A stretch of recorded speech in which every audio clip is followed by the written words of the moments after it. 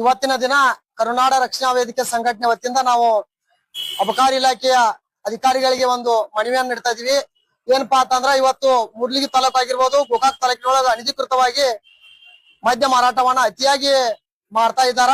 ನಾವು ಹಲವಾರು ಬಾರಿ, ಸುಮಾರು ಒಂದು 5-6 ಬಾರಿ ಇಲ್ಲಿ ಇಲಾಖೆಗೆ ಬಂದು ಖುದ್ದಾಗಿ ನಾವ ಮನವಿ ಸ್ವೀಕೃತ ಕೊಟ್ಟರು ಕೂಡ ಇನ್ನವರೆಗಾದ್ರೂ ಯಾವುದೇ ಕ್ರಮವನ್ನ ಈ ಅಧಿಕಾರಿಗಳು ತೆಗೆದುಕೊಂಡಿಲ್ಲ.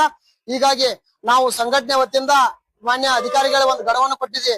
ಬರುವ 5-6 ದಿವಸ ಒಳಗಾಗಿ ಎರಡೂ ತಾಲೂಕು ಅಕ್ರಮ ಮದ್ಯ ಮಾರಾಟವನ್ನ ತಡೆದೇ ಹೋದಲ್ಲಿ, ಬಂದ್ ಆಗದೆ ಇದ್ದಲ್ಲಿ ನಾವು ಕಚೇರಿ ಮುಂದೆ ಅಯೋರಾತ್ರಿ ಧರಣಿ ಮಾಡ್ಬೇಕಂತೇಳಿ ಎಲ್ಲ ನಮ್ಮ ಮುಖಂಡರ ನಿರ್ಧಾರದೊಂದಿಗೆ ನಾವು ಸಂಘಟನೆ ಪರವಾಗಿ ಮಾಡ್ತಾ ಇದ್ದೀವಿ. ಹೀಗಾಗಿ ಅಧಿಕಾರಿಗಳು ಕೂಡ ಎಚ್ಚೆತ್ತುಕೊಂಡು ಮೂಡ್ಲಿಗಿ ತಾಲೂಕು ಆಗಿರ್ಬೋದು, ಗೋಕಾಕ್ ತಾಲೂಕಿನಲ್ಲಿರುವಂತ ಎಲ್ಲ ಅಕ್ರಮ ಮದ್ಯ ಮಾರಾಟ ಮಾಡತಕ್ಕಂತ ಅಂಗಡಿಗಳನ್ನ ಕೂಡಲೇ ತೆಗೆಸ್ಕೊಳ್ಬೇಕಂತೇಳಿ ಈ ಮಾಧ್ಯಮದ ಮೂಲಕ ನಾನು ಅಧಿಕಾರಿಗಳಲ್ಲಿ ಆಗ್ರಹ ಪಡಿಸ್ತೀನಿ.